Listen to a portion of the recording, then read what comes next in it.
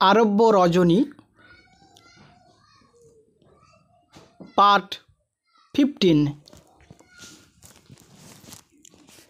ছেলেটার বাবা বৃদ্ধ জহুরি আসবে সন্ধ্যাবেলা। কি করে তার সামনে দাঁড়াবো আমি? কি ভাষায় সান্ত্বনা দেব তাকে? না না, আমি পারবো না।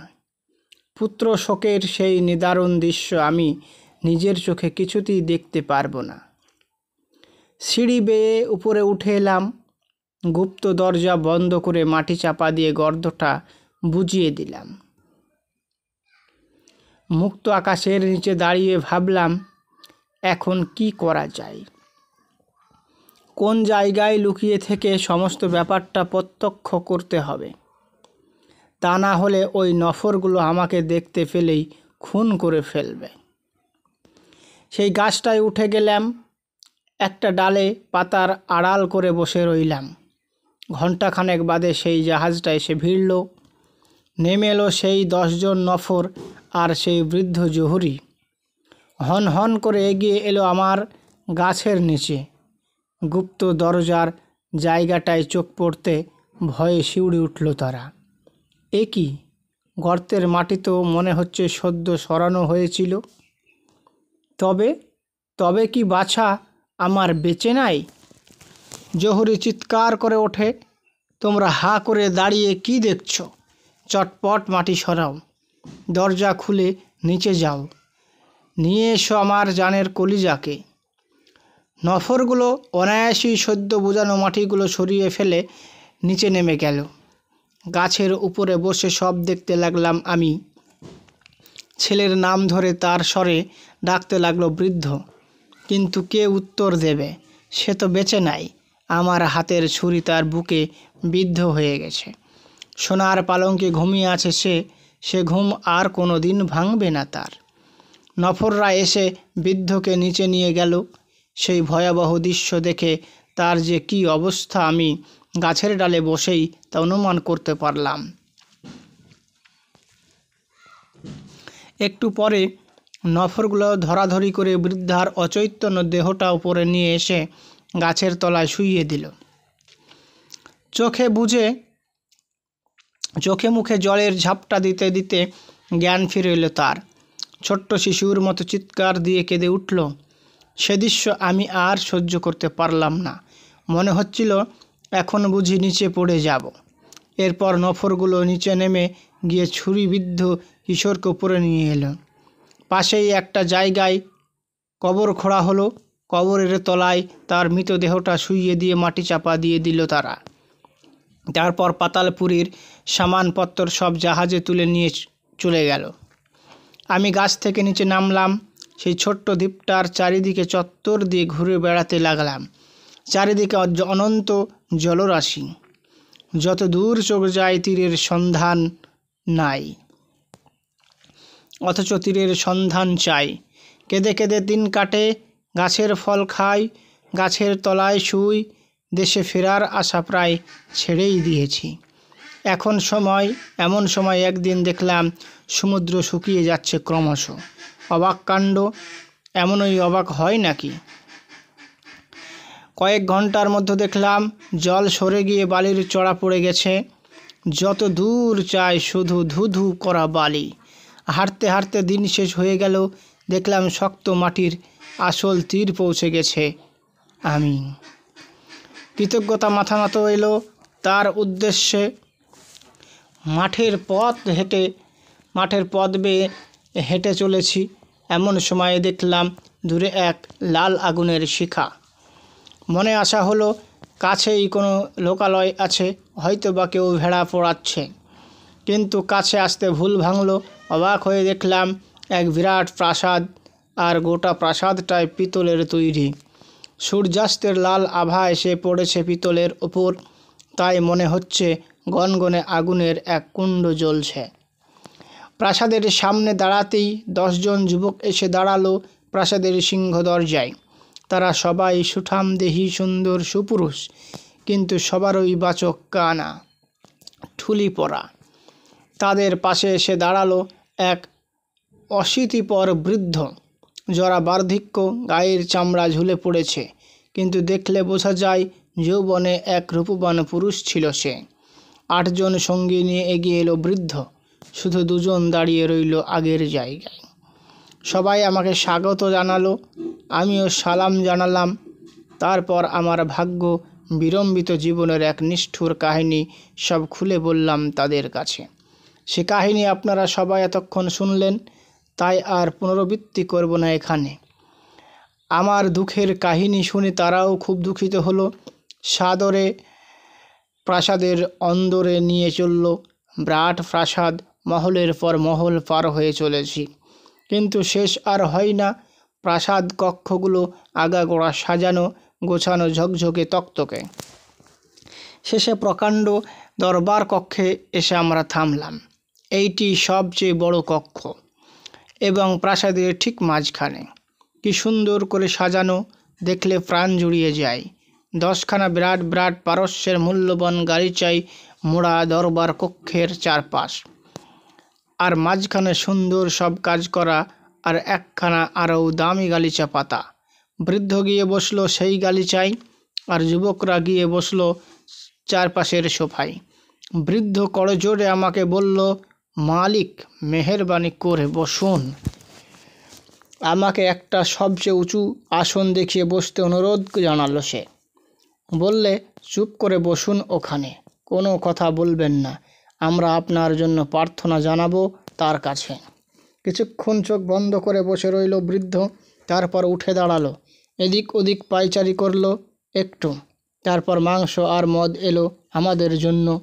অন্য 10 জন এবং আমি মোট 11 জন একসঙ্গে বসে খানাপিনা সারলাম। বৃদ্ধ নিজে হাতে করে আমাদের এঁটো কাটা পরিষ্কার করলো, তারপর আবার তার নিজের জায়গায় গিয়ে বসলো, কিন্তু কোনো কথা বলল না। বেশ রুক্ষ মেজাজি যুবকদের একজন বলল, প্রার্থনা জানাবার জন্য আমাদের দরকারি সামানপত্র না এনেই বসে পড়লে কেন? বৃদ্ধ কোনো উত্তর দিল না, উঠে অন্য ঘরে চলে গেল।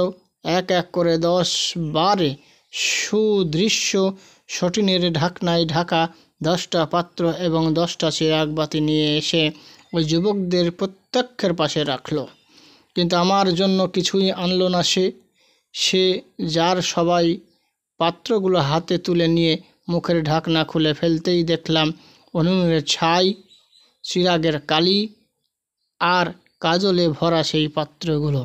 ওরা সবাই ফুপিয়ে কেঁদে উঠল আমাদের পাপের ফল। ছাইগুলো নিজের নিজের মাথায় ছড়িয়ে দিল, মুখে মাখল চিরাহরি কালি, আর ডান চোখে পড়ল সেই কাজল। ভোরবেলা আবার সবাই ধুয়ে মুছে সাফ করলো সেই ছাই, কালি আর কাজল।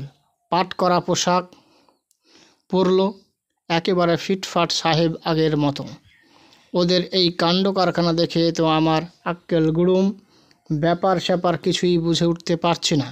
কৌতূহল হলো, কিন্তু কোনো কথা বলার উপায় নাই। আগেই বারণ করে দিয়েছে বৃদ্ধ, কোনো কথা বলবে না, চুপ করে বসে থাকবে শুধু। কিন্তু এই রকম কৌতূহল কি চেপে রাখা যায়? পরপর 3 রাত্রি কেটে গেল, একই ঘটনার পুনরাবৃত্তি ঘটতে লাগলো। আমি আর ধৈর্য রাখতে পারলাম না। ওদের কাছে জানতে চাইলাম, আচ্ছা মালিক, এসব কি ব্যাপার?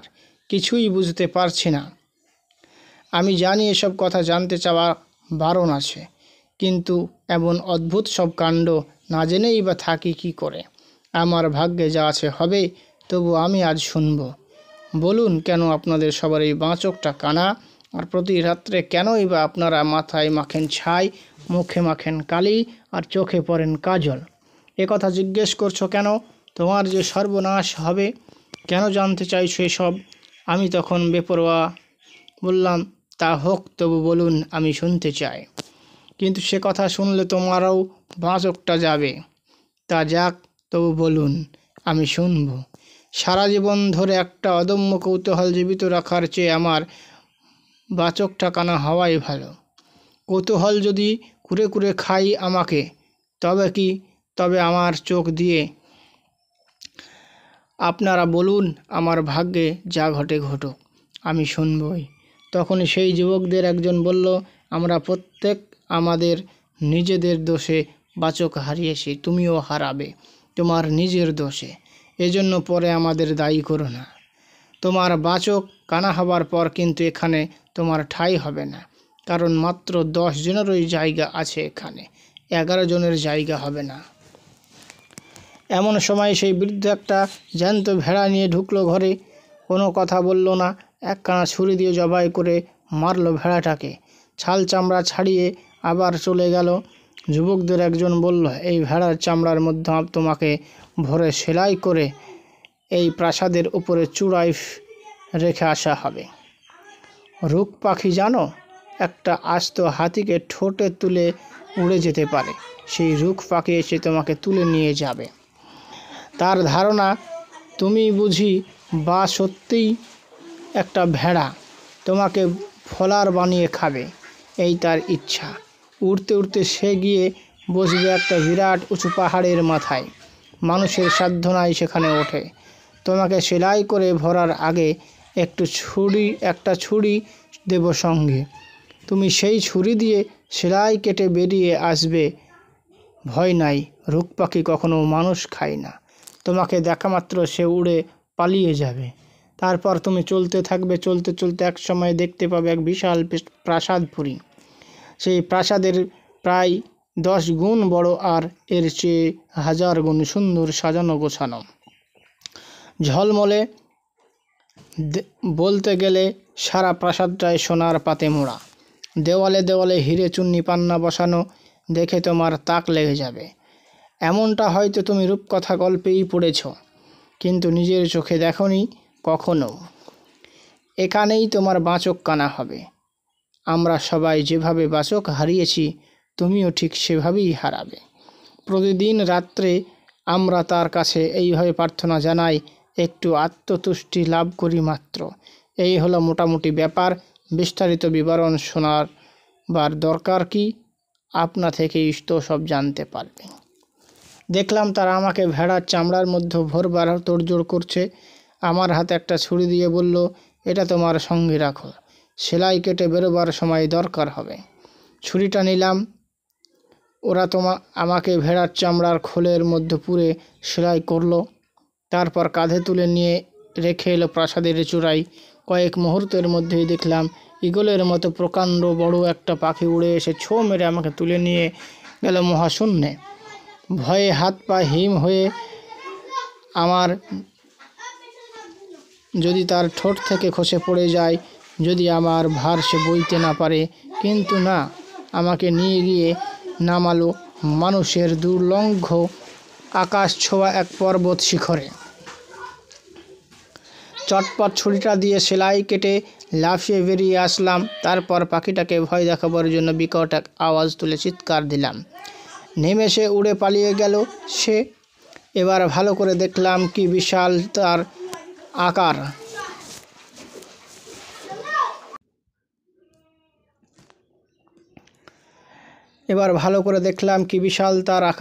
কি ভয়ঙ্কর তার রূপ। 10টা হাতি জোড়া দিলে যা হয় সেই রকম তার বুপু, আর 20টা উট পাখি পিঠে পিঠে উঠে দাঁড়ালে যতটা উঁচু দেখাতে পারে ততটা সে উঁচু। আর তিলমাত্র না দাঁড়িয়ে চলতে লাগলাম। কৌতূহল এমন এই বস্তু যার নিবৃত্তি না হওয়া পর্যন্ত সে হন হন করে চলে। আমার আর ধৈর্য সয় না, দ্রুত পায়ে হাঁটতে থাকি। সেই প্রাসাদের সন্ধান চাই। দুপুর নাগাদ এসে পৌঁছালাম সেই প্রাসাদের সামনে। ওই 10 জন যুবক প্রাসাদের অনেক গুণকীর্তন শুনিয়েছিল আমাকে। তা মোটামুটি একটা ছবি এঁকে নিয়েছিলাম মনে, কিন্তু চোখের সামনে যা প্রত্যক্ষ করলাম তা কল্পনাতীত। এমন সুরম্য প্রাসাদ আমি জীবনে কখনো দেখিনি। সিংহ দরজা দিয়ে ভেতরে প্রবেশ করলাম। 99টা বিরাট বিরাট চন্দন কাঠের দরজা পেরিয়ে প্রাসাদের মাঝখানের প্রশস্ত কক্ষে এসে দাঁড়ালাম। যেদিকে তাকাই হীরাচুনি পান্নার মেলা। দেওয়ালের গায়ে বসানো এই সব অমূল্য রত্নগুলো ঝকমক করছে।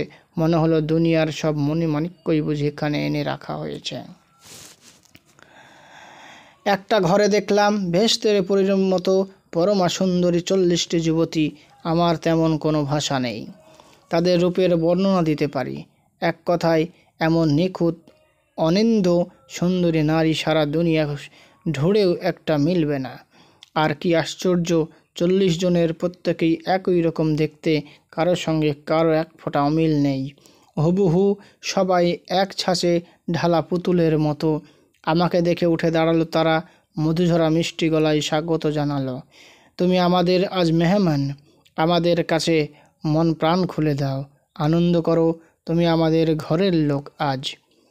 একটা উঁচু মঞ্চের ওপর নিয়ে গিয়ে বসালো আমাকে, আর ওরা বসলো নিচে দামি কার্পেটের ওপর। বলল, মালিক, আমরা তোমার দাসী, যা হুকুম করবে তাই করে ধন্য হব আমরা। তুমি আমাদের প্রভু, মাথার মণি, তোমার আগমনে আমরা আনন্দে আত্মহারা।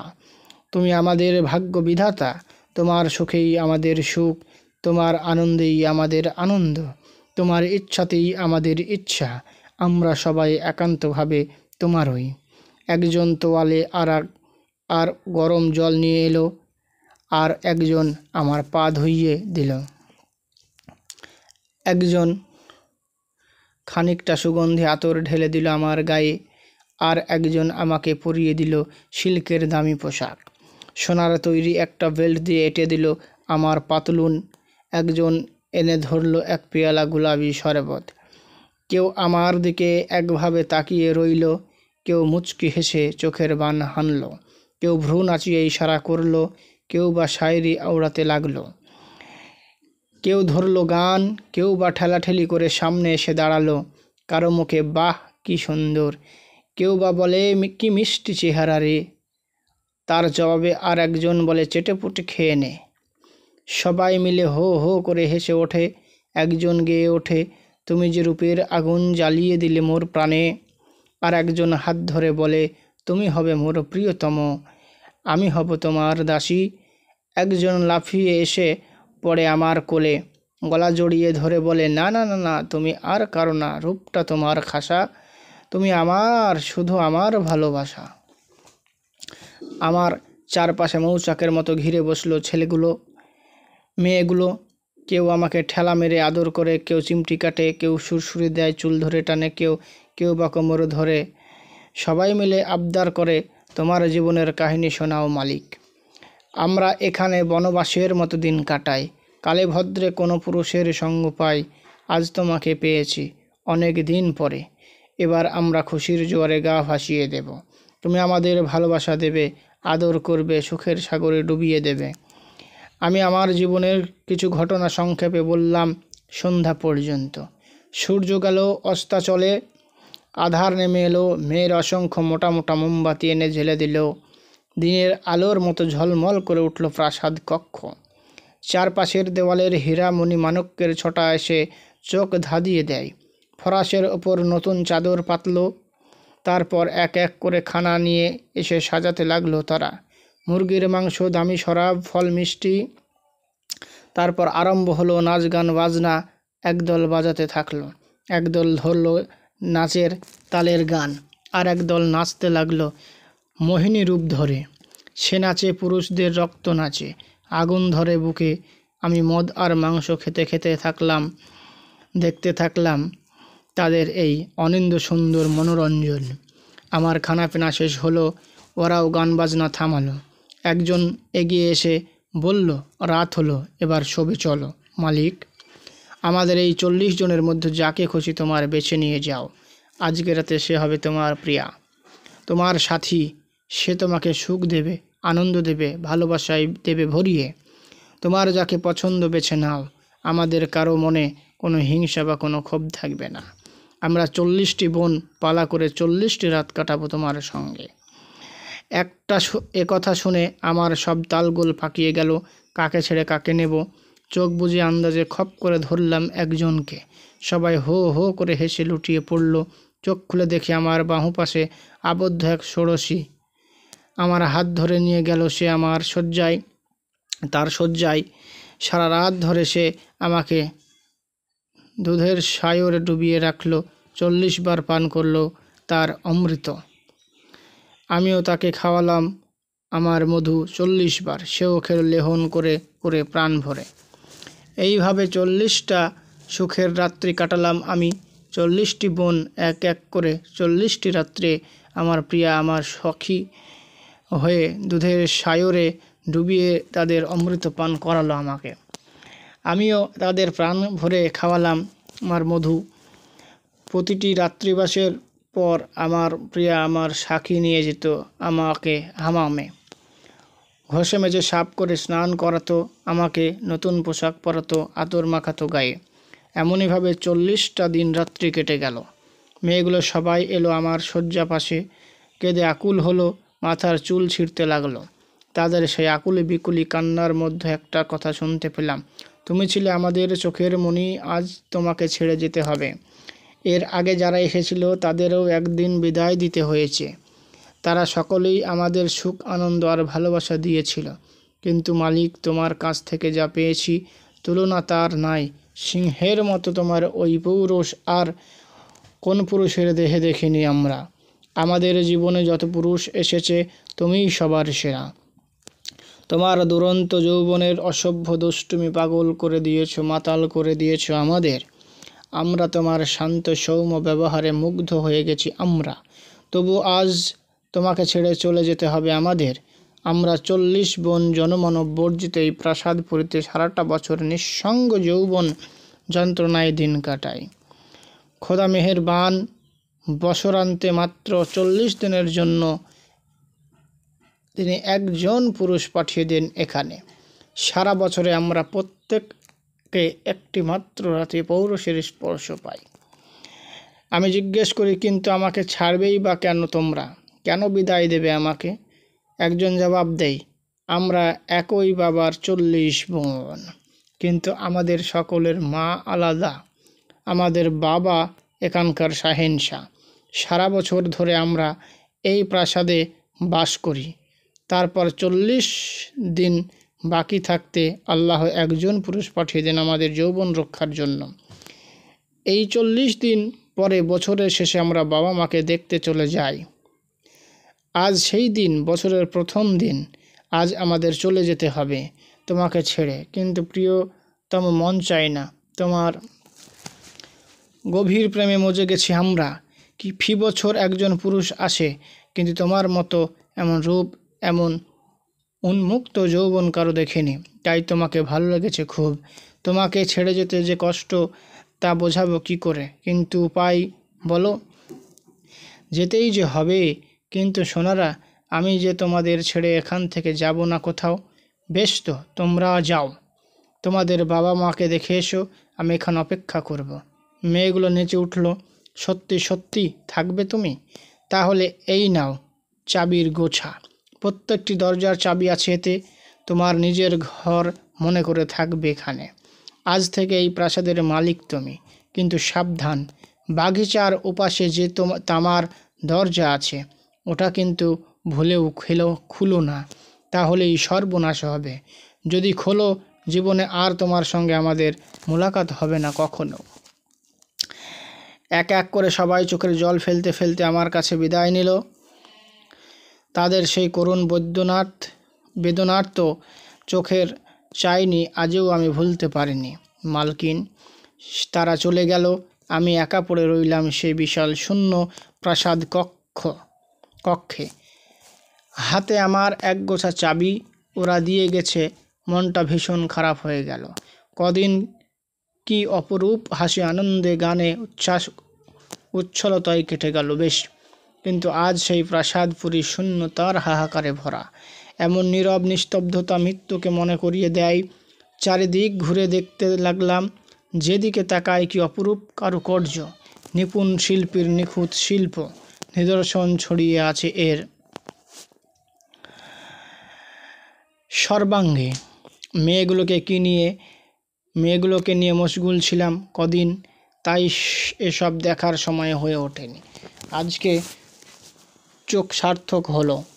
তাদের রূপের জৌলসে আমার চোখ ধাঁধিয়েছিল, তাই এই শিল্প রূপ আমার চোখে পড়েনি। প্রথম চাবিটা দিয়ে প্রথম দরজাটা খুললাম। এক সুন্দর ফলের বাগান। এমন নানা জাতের ফলের গাছ একটা বাগানে আগে কখনো দেখিনি। আপেল, আঙ্গুর, কমলা লেবু, শশা, কলা, পেয়ারা, আরও কত নাম নানা জানা নাম না জানা মিষ্টি মধুর ফল। প্রাণ ভরে পেট পুরে খেলাম। এরপর দ্বিতীয় দরজা খুললাম। ফুলের সৌরভে ভরে গেল দেহ মন। এমন ফুলের মেলা কেউ কি দেখেছে কখনো? আমি তো দেখিনি। হয়তো বা নবাব বাদশাহের বাগিচায় থাকতে পারে। জুঁই, মালতী, রজনীগন্ধা, গোলাপ, হাসনুহানা, টগর, মল্লিকা, সূর্যমুখী, অসংখ্য সব নাম কজনই বা জানে। এমন এক স্বপ্নের দেশে, এমন এক কল্পনার কল্পলোকে এসে প্রাণ আমার নেচে ওঠে। আর একটা চাবি দিয়ে তৃতীয় দরজা খুললাম। নানা জাতের নানা রঙের হাজার হাজার পাখির কলকাকলিতে মুখরিত হচ্ছে সারা বাগিচা। মনে হলো দুনিয়ার সব রকম পাখি বোধহয় জোগাড় করে রাখা হয়েছে সেখানে। সারাদিন ধরে পাখিদের সঙ্গে খেলা করলাম। তারপর কখন যে ঘুমিয়ে পড়েছি বুঝতে পারিনি। পরদিন চতুর্থ দরজা খুলতেই দেখি বিশাল এক প্রাঙ্গণ। তারপর চারপাশে 40টা বড় বড় কক্ষ, চন্দন কাঠের বিরাট বিরাট দরজা। দরজাগুলো সব খোলা। একটা ঘরে ঢুকেই আমার চোখ ধাঁধিয়ে গেল। সারা ঘরের মেঝেই ঢালা আছে কয়েকশো মণ মুক্তা। এত বড় বড় মুক্তো কখনো আমি দেখিনি। পায়রারা ডিমের মতো প্রায়। মুক্তোর আলোয় ছটায় সারা ঘরটাই পূর্ণ চাঁদের হাট। পাশের ঘরে গেলাম। মেঝে থেকে ছাদ পর্যন্ত হীরা আর রুবিতে ঠাসা। তৃতীয় ঘরে থরে থরে সাজানো চুনি পান্না। তার পাশের ঘরে সোনার তালে ভরা। পরের ঘরটায় সোনার মোহরের পাহাড়। এত মোহর এলো কোথা থেকে? যতই দেখতে থাকি অবাক হই। তার পাশের ঘর রূপোর বাটে ভর্তি। পরের ঘরে শুধু রৌপোর মুদ্রা। পরপর ঘরগুলো সবই দেখলাম মহামূল্যবান ধনরত্ন মাণিক্যে ঠাসা। দেখলাম আর অবাক বিস্ময়ে ভাবলাম, এত সম্পদ আমার গোটা সলতিনতে নাই। আমার কোনো কাজ নাই। প্রত্যেক দিন সকাল থেকে সন্ধ্যা পর্যন্ত একটার পর একটা চাবি দিয়ে দরজা খুলতে থাকি। বিস্ময় বিমুগ্ধ হয়ে দিন কাটে। কি অপার ঐশ্বর্য, কি বিচিত্র সংগ্রহ! তারিফ না করে পারা যায় না।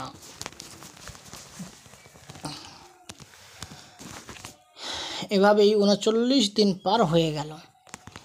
একটি ছাড়া সবগুলো দরজাই খুলে দেখেছি।